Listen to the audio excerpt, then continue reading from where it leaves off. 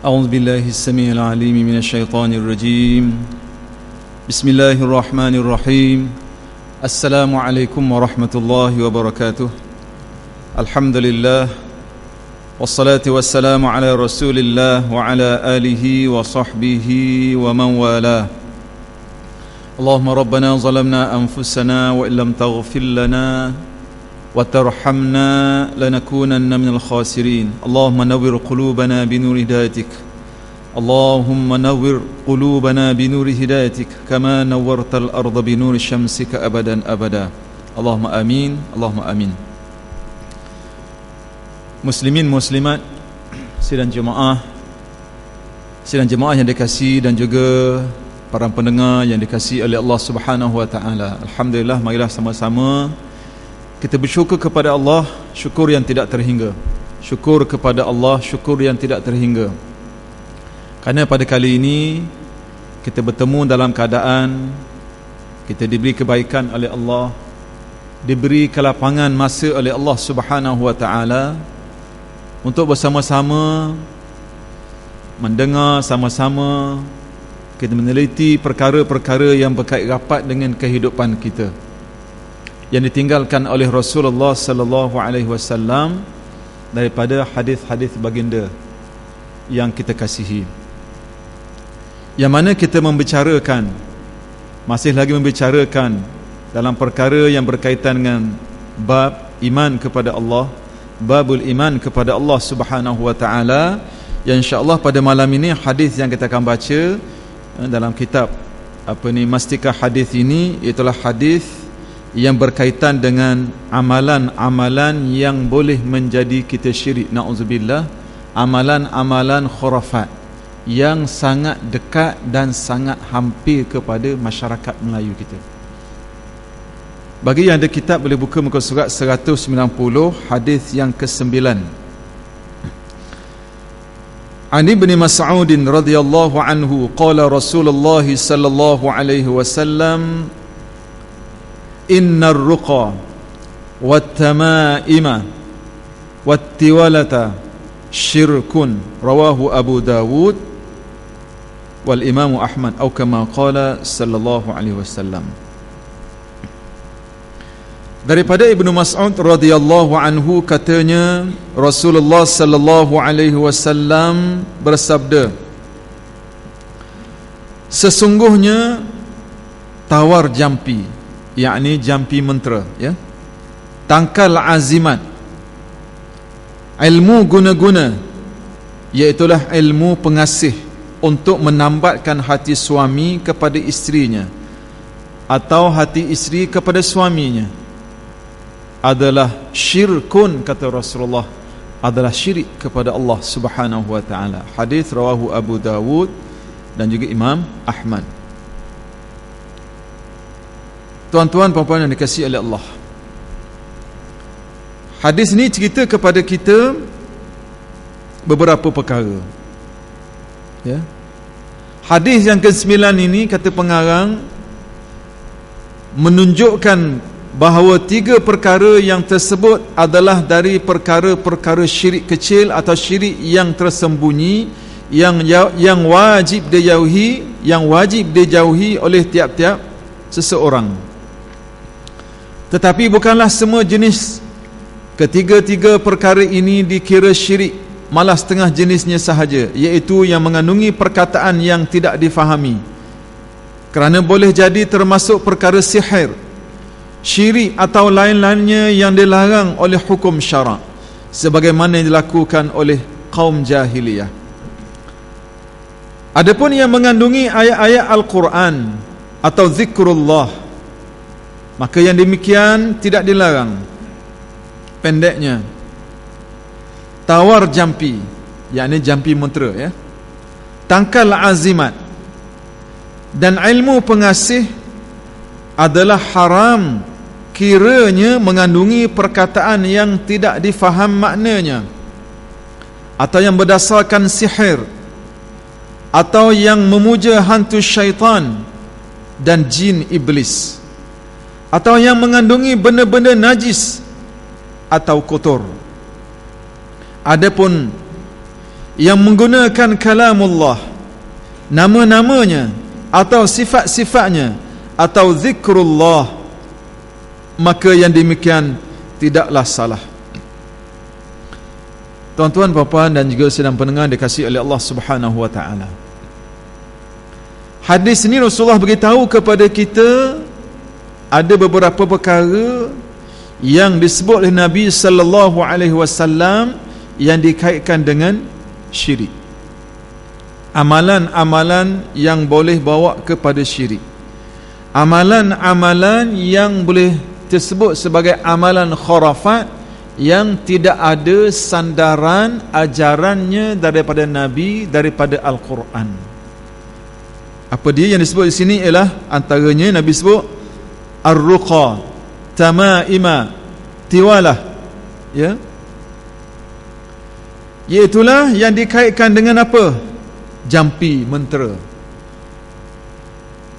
tangkal azimat, ilmu guna-guna ataupun ilmu pengasih. Istilah yang mudah sebut ilmu pengasih. Jadi sayang, jadi cinta, jadi kasih, ya. Dan semuanya ini adalah dikaitkan dengan syirik kepada Allah Subhanahu wa taala. Dengan penjelasan ini selesailah perselisihan yang nampak pada zahirnya berlaku di antara dalil-dalil yang melarang dan dalil-dalil yang membenarkan perkara tersebut. Kesimpulannya, bagi menyelamatkan seseorang daripada syirik yang tersembunyi ini, hendaklah yang pertama, jangan menggunakan sesuatu benda atau perkataan ataupun sesuatu cara sebagai sebab bagi mendapat kebaikan atau menolak perkara-perkara yang tidak diingini, kecuali setelah diketahui bahawa sesuatu itu telah berlaku adat Tuhan menjadikannya sebab bagi musabbab yang tertentu, serta diketahui pula bahawa menggunakan sesuatu itu tidak dilarang oleh hukum Allah. Yang kedua, jangan i'tiqadkan sesuatu sebab itu dengan keadaan hakikatnya memberi kesan menghasilkan musabbabnya, bahkan memberi kesannya itu bergantung kepada takdir dan izin Allah yang Maha Kuasa. Yang ketiga, jangan melakukan sesuatu amal ibadat dengan tujuan mendapat penghargaan atau balasan daripada yang lain daripada Allah Azza wa Jalla. Hadis ni tuan-tuan, hadis yang ke-9 ni banyak berlaku ataupun kesannya, amalannya dalam masyarakat kita, khususnya masyarakat Melayu yang terkesan dengan cara hidup orang-orang yang sebelum kita ataupun generasi awal di tanah Melayu ni, yang terkesan dengan Hindu dan sebagainya. Ya, saya cuba untuk malam ni ketengahkan beberapa pandangan penulis-penulis yang berkaitan dengan masalah jampi, masalah bomoh ni. Salah satunya yang ditulis oleh Ustaz Muhammad Sufi bin Haji Karim yang memberi fokus bagaimana persoalan bomoh, persoalan jampi, persoalan amalan-amalan khurafat ini sangat kuat dan kesannya dari sudut akidah, kesannya dari sudut hubungan dengan Allah Subhanahu wa taala. Kalau kita lihat dalam Al-Quran, ya, bagaimana kesan syirik dalam surah An-Nisa ayat 48, apa kata Allah? A'udzu billahi minasyaitonir rajim. Innallaha la yaghfiru an yushraka bihi wa yaghfiru ma duna dzalika liman yasha. وَمَنْ يُشْرِكْ بِاللَّهِ فَقَدِ افْتَرَى إِثْمًا عَظِيمًا. Sesungguhnya Allah tidak akan mengampunkan dosa syirik dan akan mengampunkan dosa lain daripada itu bagi siapa yang dikehendakinya, dan sesiapa yang mempersekutukan Allah dengan sesuatu yang lain, maka sesungguhnya ia telah melakukan dosa yang besar. Hadis yang kita baca tadi, Nabi kata jampi mentera, guna berbagai-bagai cara untuk mengikat hati manusia, pengasih, guna-guna dan sebagainya, tangkal dan sebagainya yang dilarang itu, kata Rasulullah, dia adalah syirik. Adalah syirik. Kenapa tuan-tuan? Kerana dikaitkan dengan kekuasaan. Kesan itu daripada makhluk-makhluk yang digantung tadi. Amalan-amalan jampi-jampi yang tidak difahami, yang disebut oleh pengarang tadi. Kita cuba tengok nanti apa pandangan Imam As-Sayuti dalam jampi mentera yang disebut dalam tulisan-tulisannya. Di dalam masyarakat kita ni banyak benda-benda khurafat. Benda-benda khurafat ni apa dia tuan-tuan? Ialah kepercayaan atau perbuatan yang karut, yang kadang-kadang dikaitkan dengan agama, tapi sebenarnya dia bukan agama. Pada hakikatnya bertentangan dengan konsep tauhid itu sendiri dan syariat daripada Allah Ta'ala sendiri. Banyak tengok amalan-amalan hari ini disandarkan dengan agama.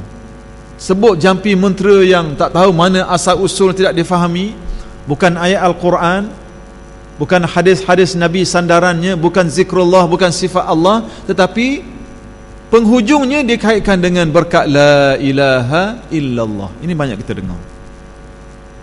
Ini mengarut. Sebab itu Imam As-Sayuti dia letakkan beberapa syarat, ya, kalau nak menggunakan jampi ataupun dikaitkan dengan jampi mentera ini, ya.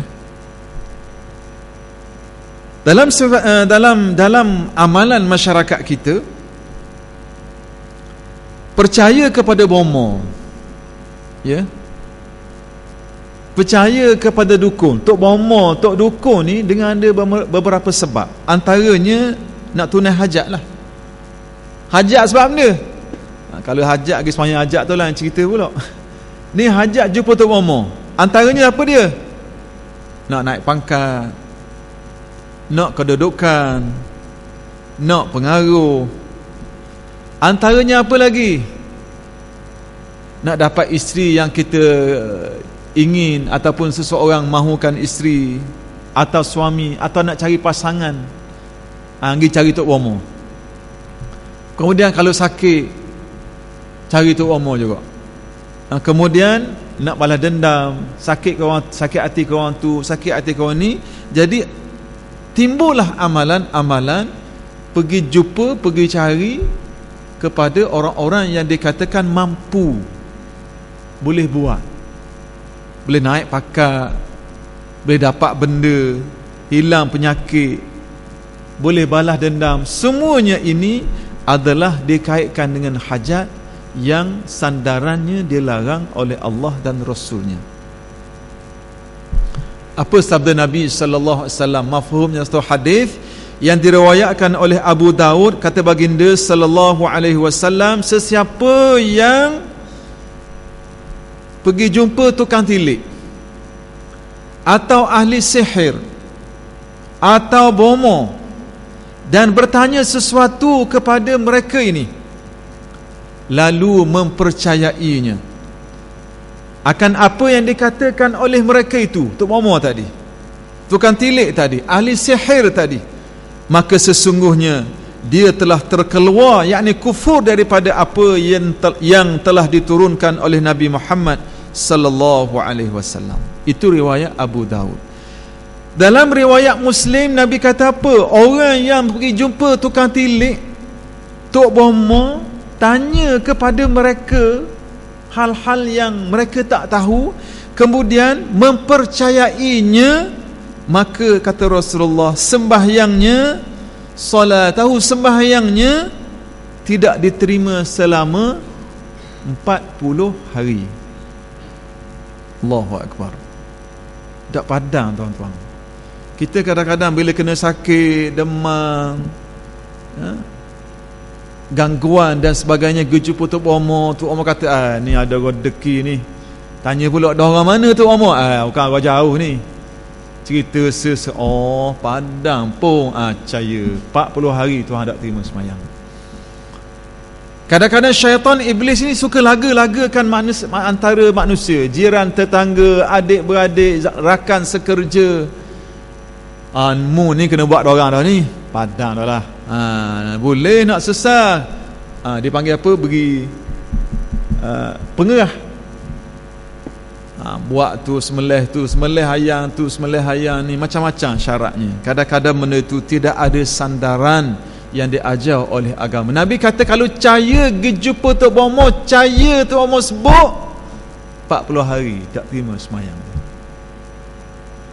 Ini riwayat daripada Muslim. Itu kalau kait dengan tukang tilik Tok Bomo. Kemudian di sana satu riwayat daripada Ahmad, riwayat daripada yang saya sebut tadi, Ahmad tadi kata apa? Daripada Umran bin Ibnu Husain, beliau berkata, mafhum hadis ini, sesungguhnya Nabi Muhammad SAW melihat di tangan seorang lelaki ada gelang azimat, tangan dia. Ya. Maka Nabi sebut kepada orang yang lelaki yang pakai azimat tadi, tanggalkan gelang itu, ikhlaq, buang, atau kama qala, tanggal gelang itu, kerana ia tidak menambah kamu kecuali kelemahan, dan apabila engkau mati sedang ia masih di tangan kamu, kata Rasulullah dalam hadis ini, mafhumnya tentulah engkau tidak akan selamat selama-lamanya. Orang yang pakai gelang azimat, Nabi sebut berlaku zaman dia, Nabi kata buang. Kalau mu tak buang dan mu mati, gelang ada dengan tanganmu, mu tak akan selamat selama-lamanya. Maknanya perkara itu dilarang oleh Rasulullah SAW. Tadi kita sebut soal jampi mentera, tilik, tanya soalan Tok Bomo dan sebagainya. Yang ini ialah fokus kepada apa? Tangkal azimat. Dan tangkal azimat ni banyak sangat dalam masyarakat kita. Tujuannya apa tangkal azimat ni, tuan-tuan? Iaitulah untuk apa antaranya dalam masyarakat kita ni? Nak jadi kebal. Kemudian pelari nega, tolak bala, sembuh penyakit, nak suruh orang gerung. Tengok gerung jadi hebat, tunduk belaka. Kemudian penunduk musuh. Ini antara sebab orang tu pakai azimat, antaranya. Jadi kebal, tembok dok lu, tikam dok lu. Ni banyak berlaku kes kepada anggota keselamatan. Pertama saya sebut ni sebab ada mari jumpa saya, dia dah pacing, ustaz tolonglah buang ustaz. Kita tak pandai sangat, ajar orang lain pula. Nak cerita makna mari menyesal bahawa amalan saya masa muda dulu dalam tentera, dalam polis dan sebagainya. Dia takut sebab dia tahu, dia baca bila orang buat amal-amal seumpama ini yang khurafat, yang boleh jadi syirik ini, nak mati payah, tuan-tuan. Tak padang. Tu yang kadang-kadang tubuh macam mayat dah, tapi tak mati-mati, makan nasi 3-4 pinggan, biskut 2-3 tan sekali makan. Itu bukan dia dah tu, orang lain dah tu yang mendampingi dia. Ni amalan yang boleh jadi. Pelaris sama juga. Orang nega, minta maaf sebab orang nega ni, nak kalau kedai banyak berlawang. Allah, ni penyakit. Orang Melayu ni bila dia niaga tak laku, ni buat orang ni. Sedap lalu. Makanan tak sedap pun. Niaga tak pandai layan orang. Orang mari cakap lebih kurang, orang tembak. Kata ni, caya ni, jumpa Tok Bomo, mu kena buat orang. Dah siapa dia? Orang depan kedai mu lah. Jeng. Caya bala pula. Ni nyakit. Nyakit hasad dengki. Ya? Pelaris. Banyak orang guna pelari ni. Ada guna minyak, ada guna seling pun ada guna paku pun ada. La ilaha illallah. Saya satu ketika tu, saya berhenti kedai tepi jalan. Terengganu kita ni lah, paku besar bolpen ni. Nah, tanya dia dah warna gatung besar paku tu. Allah nak warna awang, dia kata orang suruh letak, kita letak. Ayat dia sedap tu. Orang suruh letak, kita letak. Dah percaya ke paku? Dah percaya, kita usaha. Allah Ta'ala pula dia kena ke Allah Ta'ala juga. Katalah paku tu jatuh, hari tu tak laku, tak ada mari beli kedai dia kata kan, padang tak laku, paku jatuh, jangan. Mudah sangat geleceh dan mudah jadi seolah rezeki itu bukan daripada Allah Subhanahu wa ta'ala. Bagi yang buat benda-benda seumpama ini, buanglah, tanggallah. Rezeki bukan duduk pada benda-benda tadi, bukan duduk pada tangkal-tangkal tadi, bukan duduk pada azimat-azimat tadi, bukan duduk pada pelarih tadi. Rezeki kepada apa? Datang daripada Allah Subhanahu wa ta'ala. Kalau kita pernah buat semua sekali tu, buang, tinggal, jauhkan, musnahkan. Istighfarlah kepada Allah, bertaubatlah kepada Allah, mohonlah keampunan kepada Allah Subhanahu wa ta'ala. Kemudian ada juga pakai ayat gerung, jampi mentera yang jenis penggerum, pakai takat azimat, lekat pinggang lah, lekat di lengang lah, macam-macam. Ambil orang tu, ambil orang ni, warna macam-macam. Ini semua benda-benda yang dikira sebagai khurafat yang tidak ada sandaran di sisi Allah Subhanahu wa ta'ala. Dalam riwayat Abu Dawud, ya, jampi mentera, kata Rasulullah SAW, mana hadis itu, mafhum hadis itu, jampi mentera, tangkal azimat, ilmu pengasih adalah syirik. Ya. Jadi nak pelarih menega, nak gerung korang, nak tunduk musuh, ada azimat-azimat yang disebut Nabi kata dia boleh jadi syirik kepada Allah Subhanahu wa ta'ala. Kemudian antara benda khurafat lagi, apa dia? Percaya kepada bintang, percaya pada angka-angka tertentu yang dakwa boleh jadi tuah dan boleh ada keberkatan. Dalam masyarakat kita benda apa hak percaya kepada angka-angka ni? Misalnya nombor. Ada setengah bangsa tu dia allergic dengan nombor 4. Takut nombor 4 dia. Ada setengah tu, tak silap saya 12 ke 11. Dalam dunia moden, orang yang percaya kepada sains dan teknologi, cuba tuan-tuan pergi ke bangunan-bangunan tinggi, tidak tulis 12 ke 14 ke, dia tulis apa? 13A, 14 ada. Sekarang kapal terbang, nombor dalam flight itu tak ada nombor-nombor ni, dia buat AB. Maknanya dia percaya. Allahu Akbar. Jadi terikut-ikut kepada masyarakat kita yang sandarannya mudarat dan sebagainya, sepatutnya kita kembali kepada Allah Subhanahu wa ta'ala. Percaya pada angka, percaya pada nombor. Ni beli, beribu beli, letak dia kata, sebab apa ni? Tuah. Sebab pandang melanggar semua nombor dah betul. Nombor ni suai ni, buang nombor, beli ribu lain, puluh ribu nombor lain. Ini semua benda-benda yang karut khurafat yang tidak pernah diajar oleh Allah, oleh agama kita. Kemudian antara khurafat lagi, percaya pada hari-hari tertentu.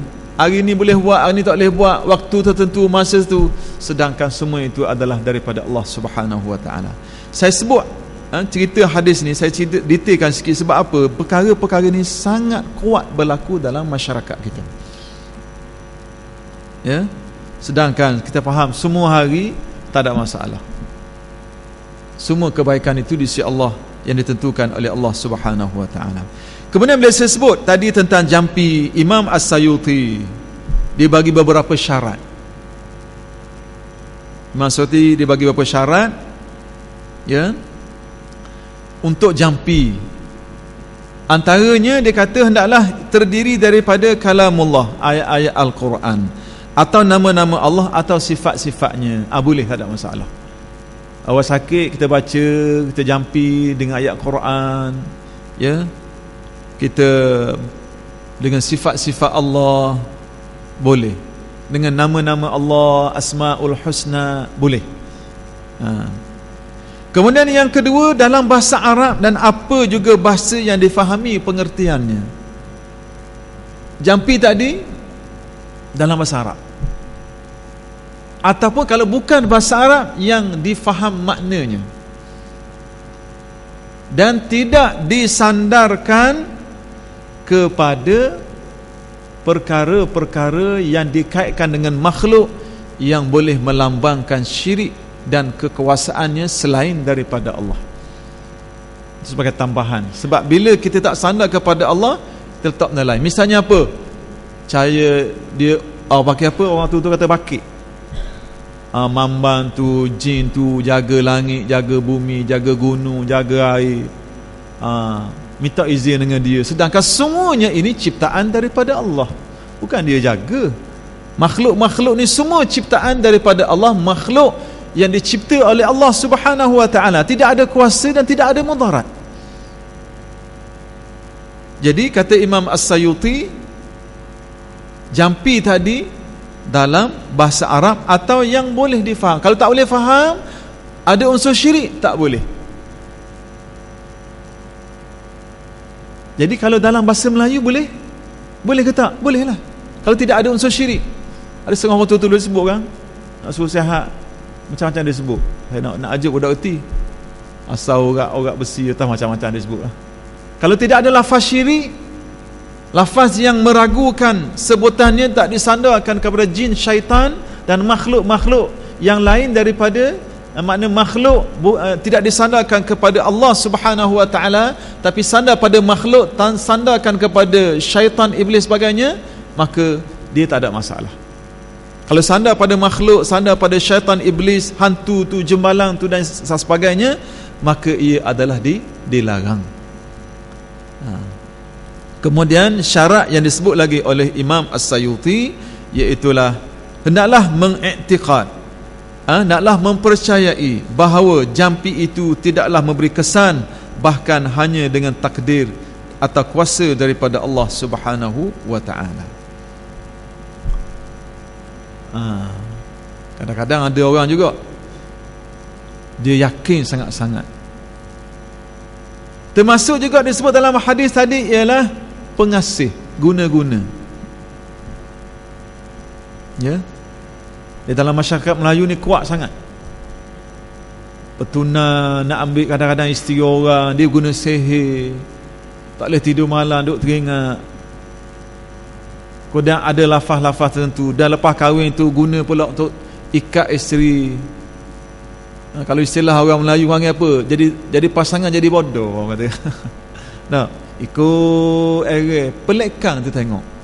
Itu biasa dikaitkan dengan sihir. Sakit doktor, pergi hospital, doktor kata tak ada penyakit, itu tanda-tanda awal. Hospital kata tak ada penyakit, buat scan, cek darah, CT scan dan sebagainya, tak ada penyakit, tak ada hal, darah molek, gula molek, tak ada benda, tapi masalah kesihatan. Itu antara tanda-tanda awal. Berubatlah secara yang sepatutnya. Gunalah kaedah-kaedah. Kita jumpa orang-orang yang mahir tentang perubatan, doa-doa dan sebagainya, insya-Allah boleh membantu. Ya. Kemudian pasangan ini, suami pada isteri, isteri pada suami, nak tunduk, nak kasih, kadang-kadang bagi makan, kadang-kadang bagi minum. Allahu Akbar. Nak kontrol suami, nak kontrol isteri, semuanya ini adalah perkara yang diharamkan oleh Allah Subhanahu wa ta'ala. Nak suruh sayang, suami sayang kita, khidmat yang terbaik, tonjolkan diri, penampilan kita yang terbaik. Suami sayang pada kita, isteri sayang kepada kita, buat yang terbaik.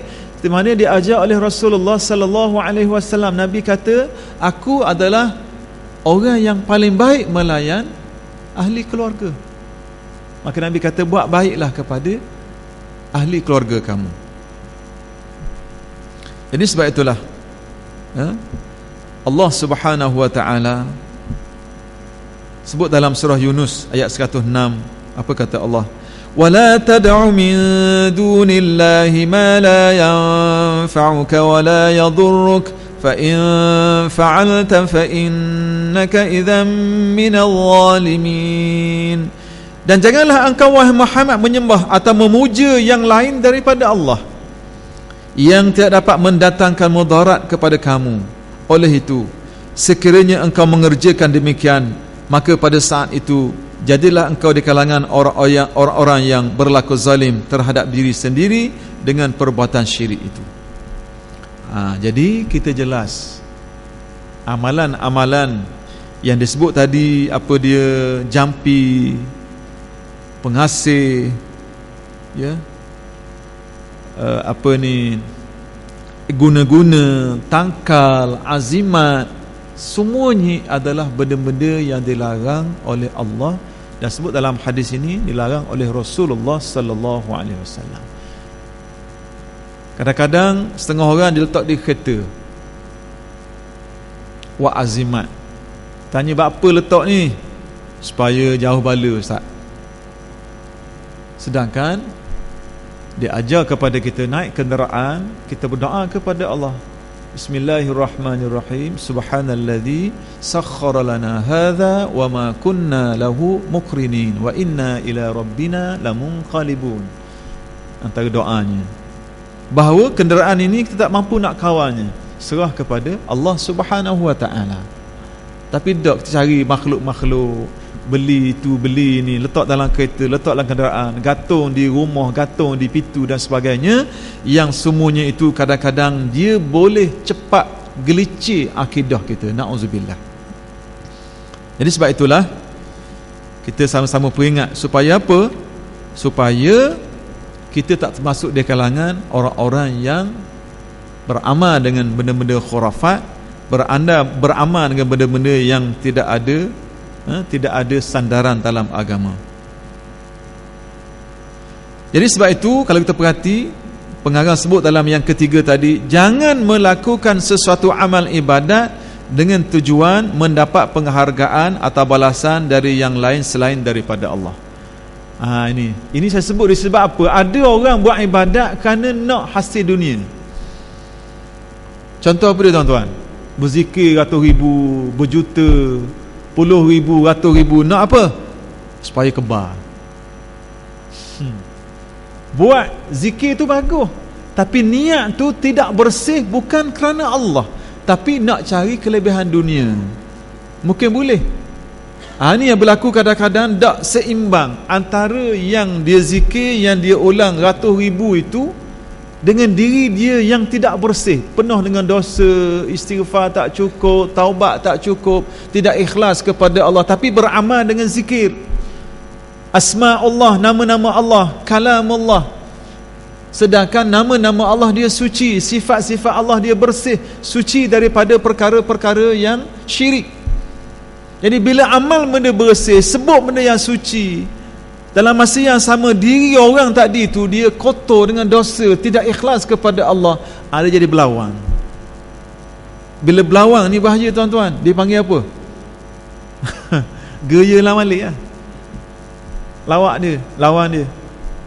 Tu orang panggil tu, main-main tapau orang pening tu. Sebab apa? Gila iseng. Okay. Tidak ikhlas kepada Allah. Zikir, Masya Allah, kalau sebeh motor macam kipah, ratus ribu. Nak apa? Orang nak cari redha Allah, nak dekatkan diri kepada Allah. Ala bi zikrillah tatma'innul qulub. Kata Allah bahawa zikir itu beri ketenangan kepada hati. Tak dia berzikir nak kaya, dia berzikir nak apa? Nak kebal, amalan-amalan yang disandarkan dengan dunia. Kadang-kadang lepas zikir sapu kiri, sapu kanan. Ni Tok Guru Kabur ni kalau jap kepala orang pecah lalu. Kuat ini kepala tangan. Tu pening, silap buat, geyalah malik. Bahaya, yang terbaik main. Banyak dah kes berlaku. Tapau pokok, mati pokok. Kuat dia punya tu.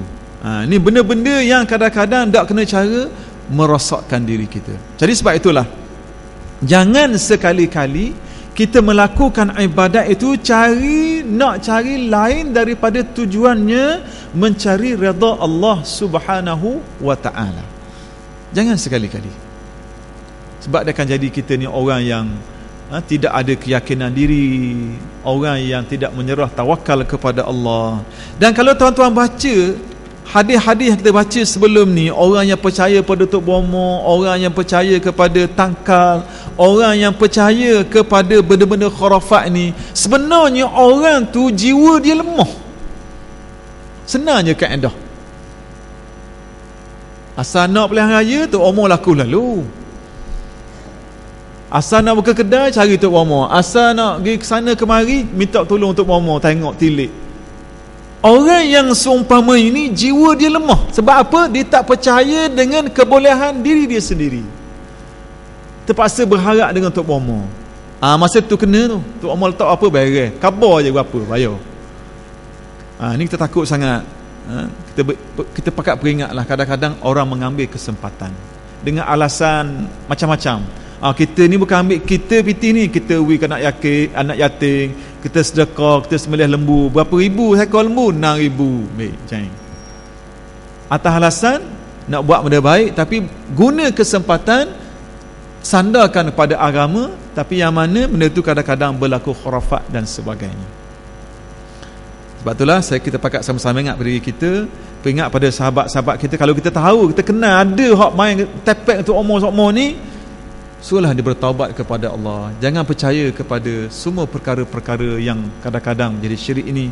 Percaya dan yakinlah kepada Allah Subhanahu wa ta'ala. Mudah-mudahan hidup kita, mati kita dalam keadaan husnul khatimah. Allah Ta'ala redha kepada kita, kita redha kepada Allah Subhanahu wa ta'ala. Wallahu a'lam. Aqulu qouli hadza, astaghfirullahal azim li wa lakum. Wassalamu alaikum warahmatullahi wabarakatuh. Wallahu a'lam. Bismillahirrahmanirrahim. Al-'asr innal insana lafi khusr illa alladhina amanu.